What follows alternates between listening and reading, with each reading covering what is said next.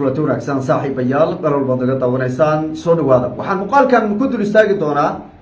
furitaanka garoomada diyaaradaha ee gobolka Gado iyo dib u soo celinta duulimaadyadii diyaaradaha ay ku tagi jireen degmada Doolow ee gobolka Gado ee maanta dowladda federaalku ay ka qaaday xayiraadii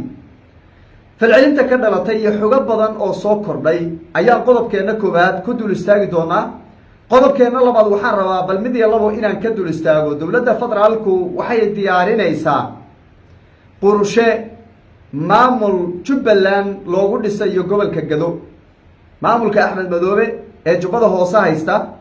magaalada Kismaayo haysta ma ahayn maamul kale oo waliba laba nin ayaa dowladdu aad loo hadlayaa oo filla Soomaaliya ay wadataa baa la leeyahay marka maamul dibad wareeg ah oo magaalada Muqdisho warqadaha ka soo tuura oo go'aamada ka soo saara ayaa laga dhisayaa baa la yiri gobolka Gado haddaba qorshahan socda saameynta uu bulshada ku yeelan doono iyo sida uu ugu hirgeli karo dowladda federaalka labada nin ee la hadal hayo magacyadooda deegaankay ka soo jeedaan suurtagalnimadeeda ayaan soo qaadan doonaa waxaan dhinaca kaleeto mid iyo labo ka dul istaagi doonaa siyaasiyiin badan oo qaar xildhibaano iyo qaar horey wasiirro usoo noqdayba leh oo arrintaas si weyn uga hadlay ayaan iyadana soo qaadan doonaa hadduu alla idmo soo dhawaada muuqaalka like saara aragtidiina nugula wadaaga qaybta commentiga aynu ku bilownay maanta waxaan ogsoonay in la furay oo xayiraadii dowladda federaalku ay ka qaaday garoonka diyaaradaha ee degmada Doolow duulimaadyadii diyaaradahana ay bilaaban doonaan oo xayiraadii laga qaaday shacabka Soomaaliyeed waxba aan galabsan iskaba dhibaataysan duruufaysan ee haddanana arrimo siyaasadeed shakhsiyaad dana gaara ay leeyihiin lagu waxyeeleeyay ee lagu dhibaateeyay anigu ilaa iyo waagi xayiraada la saarayba ka daayoon baan lahaa Axmed Madoobe ninkii la dagaalamaya oo iska celinaya oo kursigan ummadda waxba ooma hayee carruurtiisu ku korsadaa ee dhaafin kara garab iyo gaashaan baan ugu ahay laakiin tallaabo khaldan oo shacabka lagu waxyeelaynayo inay lagu fashilmina aan arko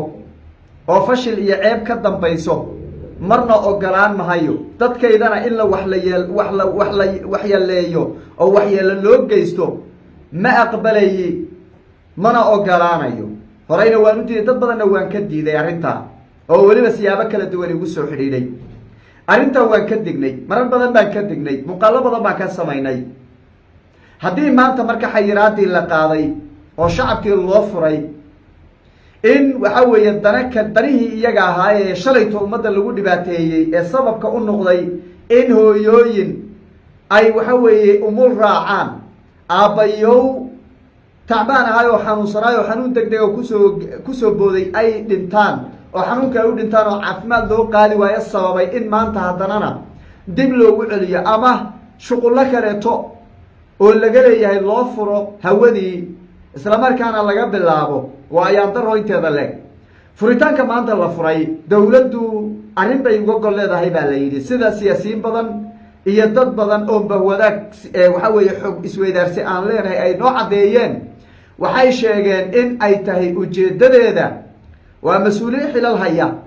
rag waaweyn ah filla Soomaaliya la socda waxay noo xaqiijiyeen in dowladdu ay uga gol leedahay in maamul kale oo Jubbaland lagu dhiso Gado oo dibad wareeg ah waxa wararku sheegayaan in mas'uuliyiin ka socda dowladda federaalka ay ka soo degi doonaan degmada Doolow saraakiil ciidan ay halka ka soo degi doonaan la doonayo in la dhiso maamul Jubbaland ah oo Axmed Madoobe aan ahayn oo dowladdu ay iyadu wadato oo dibad wareega in la dhiso ayay dowladdu qorsheynaysaa baa la yiri sidaan wada ogsoonayba madashii wadatashiga qaran xilligii Axmed Madoobe uu ka qayb galayay madashoodii ugu dambeysay midii uu ka kacay fadhiga mooyeen midii ka horeysay waxa lagu heshiiyey in maamul goboleedyada doorashadooda hal mar ay dhacdo waxaan ka ahayn Puntland maamul goboleedyada markaa fadhiyay waxaa ka mid ahaa Jubbaland oo Axmed Madoobe koonfur galbeed oo lafta gareena Hirshabelle Cali Guudlaawa Galmudug oo Axmed Kaariyo Qoorqoora raggaas fadhiya waxay ku wada heshiiyeen in doorashada hal mar ay dhacdo oo waxa weeye la qabto oo doorashada maamul goboleedyada hal mar la qabtaa lagu heshiiyey iyadoo marka heshiiskii uu taagan yahay madashii dambe unbu odaygu ka boodo maya yidhi marka sidaa awgeed maamul goboleedyadan hadda doorashadooda la qabanayo ee koonfur galbeed ay kowga ka tahay ee galmudug iyo hirshabeelle ayaa la doonayaa in la yidhaahdo jubbaland oo afar ahayd waa ka doorashadoodii oo ninkan ayaa noogu soo baxay oo dowladdu waxayba u furtay baa laleeyahay hawadan iyo diyaaradahan u furtay inay shacabkan cadaadiska cubursanna ay xadhigga cadaadiska ka qaado oy tiraa diyaaradihii waa inii furnay waxoodana ay ku ay dhex marsadaan oo maamul raggii soo dhisi lahaa iyo guddiyadii oo fartaag weliba uu kow ka yahay wasiirka arrimaha gudaha ee dowladda federaalka inay doolow ka soo degaan oo imaadaan halkaana lagu karkariyo maamul jubbaland oo axmed madoobe ka soo horjeedo micnaha jubbaland dowladda federaalka ay aqoonsan tahay axmed madoobe uu naftigiisu dee sharci kuma joogo waa nin iska jooge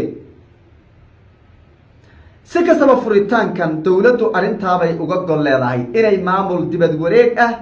oo jubbaland maamulkanan u dhisnay ay tiraahdo oo miisaska ay soo fadhiisiisato inay dhisaan bay doonayaan oo xasan iyo nimankii la fadhiyey ee daaroodka ahaa ee jubbaland ka soo jeeday arrintaas bay horta wataan laba nin baa la hadal hayaa midu waa fartaag oo hadda waaba mas-uul oo xil buu hayaa midna sheegi mahaye waa nin hadda aan xil haynin labadaa nin baa horta la wataa oo la doonayaa in midkood laga dhigo madaxweynaha jubbaland ee rasmiga ah ee dowladdu aqoonsan tahay wakiilada beesha caalamkana la yidhaahdo aqoonsada axmed madoobe waa nin jabhado halkaasu ku jira oo kismaayo iska haystaa waxba kama jiro doorashona kuma joogo hebelle kuma joogo oo hadhowna ugu dambeyn la yidhaahdo jubbaland laba maamul bay leedahay labada maamul baa la wada hadashiin dowladda federaalka la dhedhexaadin sidan aan la yeeli oo waxa weeye ama hadhow laysla turo leeyahay labada maamulba waxba kama jiro ka dowladda federaalka ay kaysatay iyo axmed madoobe uu isku caanashubayba midna waxba kama jiro intii la yidhaahdo in markaasi la yidhahdo haye maxaa xala haye doorashaha la qabto xor iyo xalaala wakiilada beesha caalamka ay dhedhexaadinayaan taasay doonaysaa marka xasan uu doonaya inuu ku gorgortamo haddaba arrintaas suurtagal ma noqonaysaa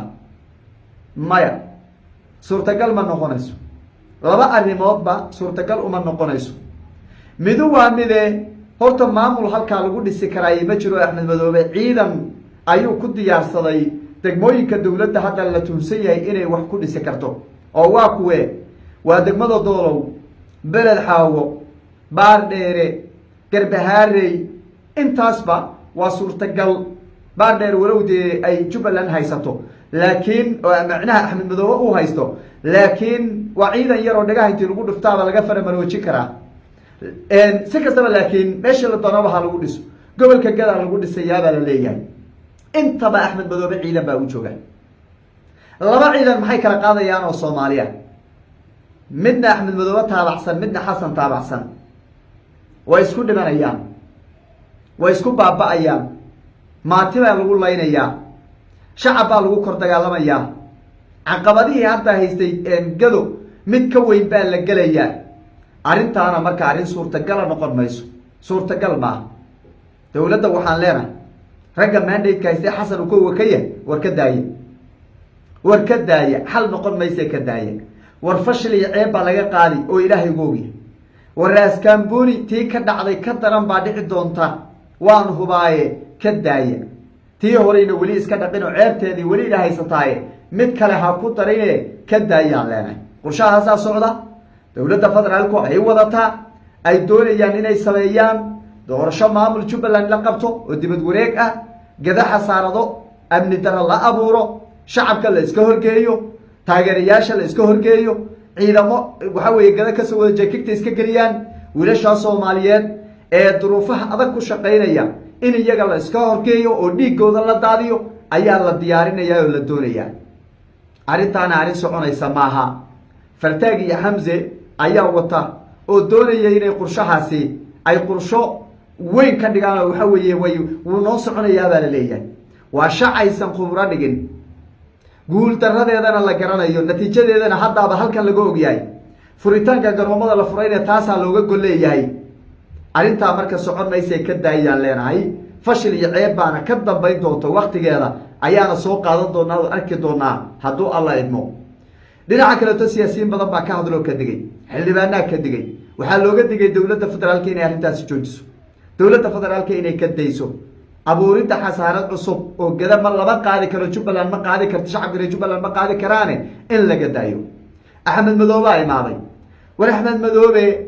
kismaayo waxaa weeye haddii xataa jubbaland oo dhan la wada qaato oo kismaayo u haysto wax ka galay ma jiro ninkan meesha wuxuu u joogaa in caruurihiisa uu ku biisho lacagaha iska uruursado kolba waxaa weye guryo dheerdheer iska dhisto kolba qaybo kale iska dhisto intaa bas uu joogaa shacab jubbaland buu dan ka lahayn horumar buusan rabin amni in la hel uusan rabin in argixisa la saaro uusan rabin in maamul la dhisi uusan rabin cidda rabtuusan rabin cidda aan rabin buusan rabin waxuu rabaa ma jiro oon lacagta ahayn dekedaa lasoo xisaabin lasoo ururini waxa marka lasoo ururiyo casarkii waa la dheelmi maqribkii guriga madaxtooyada meeshuu degan yahay qolkiisaa loogu geyn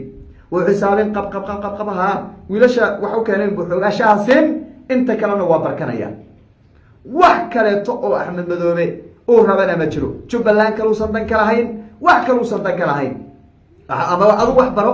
ama caafimaad baro waxaan ka wada caafimaad waa ama hel ama waxbarasho hel ama waa waxa laga hadlaya ee dowladnimada iyo dhul aan qabana iyo capacity-ga waxaa ma gaadhin axmed madoobe ma laha maba lahaba garoonkana wuu ilaashan karaa dekadana wuu ilaashan karaa madaxtooyadana wuu ilaashan karaa saddexdaa ka badanna axmed madoobe ma socdo 15 sano uu joogay 15 kale hadduu sii joogana uma socdo meel kale marka dowladda federaalku hadda iyadu wax dhidhisanayso oo ay hadhow waxa weeye iska celin karto maleeshiyaadkiisa ninkan ilaa waxa weeye maleeshiyaad buu adeegsani uu sixir iyo balaayo ku haysto adeegsan marka iyadaaye uu dan kaleeya halkaa marbuuna adeegsan inta kale uma baahno halka mare isaga lagu soo duulo ee dhib u haysto adeegsadaa inta kale waxba ogama baahno waxna ma siiyo waxna kama gelin gadi iyo waxa ka imaanayo waxa loo diiday waxba kama gelin muu rabo waxa baabi iyo waxa dhamaanay isaga shaqadiisa ma haddii marka dowladda federaalku hadhow dadkaas shacabka ee la iska horgeeyay waxa weeye ceebtii shalay oo kaleeto aysan u keenayn oo dhalinyarada u keenayn ha wado laakiin waxaan hubaa tiras Kamboni inay caana noqon doonto caana inay noqon doonto tiras Kamboni maleeshiyaad buu diyaarsaday ninkan xoogaagii uu urursanayayna waxa weeye waa ku falqiyay hadda way u diyaarsan yihiin qacdo ugu horeysa ku fashilani kadibna nimanka isaga waa looga ooyaan tanka mala ka dhinta muu rabo ka dhaawacmay ma rabo isbitaal ma geynayo dhaqaalada ma kuma bixinayo maalmaha dagaalka la galayo bas uu baasha farqaya oo shashantooda boqor siinaya galow leeyahay hawiya inuu soo duulay inaga qabta hawiyana ma waxa la iska horgeyn waa dhalinyaradii marka madaxa dowladda ha ka daysaan leena axmed madoobe kolley waa ninka cadka ilaahay baa ummadda dhinac u dhaafin doonee bulshada yaa la laynin oo ha loo turo